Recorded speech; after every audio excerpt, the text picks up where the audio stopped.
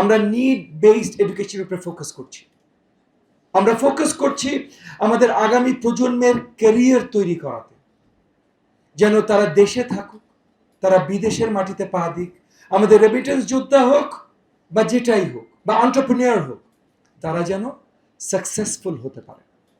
এবং তারা যত ইন্ডিভিজুয়ালি সাকসেসফুল হবে, কিউমুলেটিভ ভাবে দেশ তত বেশি সাকসেসফুল হবে, দেশ এগিয়ে যাবে ইনশাআল্লাহ। তো এইটা জনাব তারেক রহমানের স্বপ্ন। পদ্মা সেতু, মেট্রো রেল এবং এলিভেটেড এক্সপ্রেসওয়ে নির্মাণের গর্বিত অংশীদার বসুন্ধরা সিমেন্ট। এত বছর, 55 বছর হয়ে যাচ্ছে আমাদের স্বাধীনতা, মহান স্বাধীনতা। আমাদের দেশ 55 বছর বয়সে পা দিয়েছে, কিন্তু এত বছর আমাদের দেশের শিক্ষা সেক্টরের কোনো ভিশন ছিল না। মানে আমরা অ্যাকচুয়ালি কি করছি, একটা গোল, একটা টার্গেট, যে আমরা সবাই মিলে ওই জায়গাটায় যাব, এটা ছিল না। অন্ধের মতো আমরা হেঁটে বেড়াচ্ছিলাম।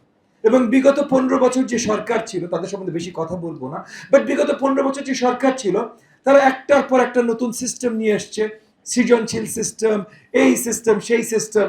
সিস্টেমগুলো নিজেরাই, মানে পুরো সিস্টেমটাই খারাপ তা না, কিন্তু এখানে এটা কার্যকর হয়নি।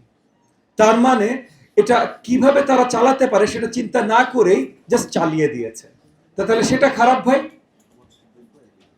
সো এইরকম হুটহাট সিদ্ধান্ত নিয়ে শিক্ষা ব্যবস্থাকে প্রশ্নবিদ্ধ করেছে, আমাদের তরুণদেরকে নকলদের দিকে ঠেলে দিয়েছে, শিক্ষা ব্যবস্থা ক্যারিয়ারের দিকে যায়নি।